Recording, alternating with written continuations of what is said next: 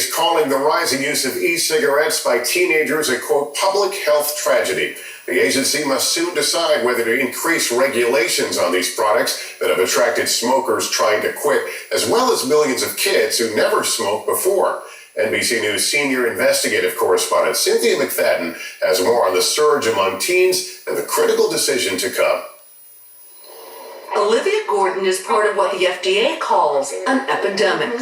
3 million high school students this year using e-cigarettes, up more than 75% from last year. People would hide them in their jacket sleeves and will hold them up just in class and things like that. The FDA is so concerned about kids using, they're now considering taking some e-cigarettes off the market, perhaps banning the flavors kids prefer. One pod of the most popular brand, Juul, contains the same amount of nicotine as a whole pack of cigarettes. What's more, a recent study suggests there could also be troubling long-term effects from vaping. The 5 main chemicals that we found are either shown to be cancer-causing or thought to be cancer-causing, either in humans or animals. Dr. Mark Rubenstein at the University of California, San Francisco was the first to study chemical levels in kids who said they use e-cigarettes. Even the fact that these were lower levels is still concerning. We don't know that these kids will continue to use for many years, but should they,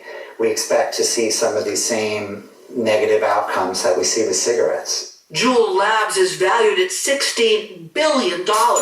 Chief Administrative Officer Ashley Gould concedes they only have 3 years of data on their product. Isn't it irresponsible to put a product out there for adults or anybody else to purchase if you don't know the long-term effects? I think the context is critically important. This product was put on the market for adult smokers who are using a product that kills half of them.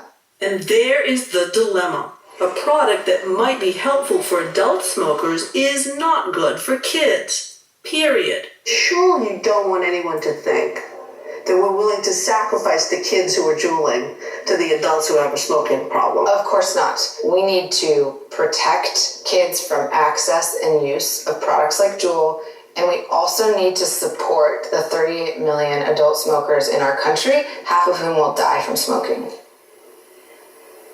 Juul Labs pushed back on Dr. Rubenstein's study, saying you can't draw conclusions about any one e-cigarette brand from it because the kids in the study were self-reporting which products they were using. The FDA will weigh in soon. Lester? Cynthia McFadden, thank you.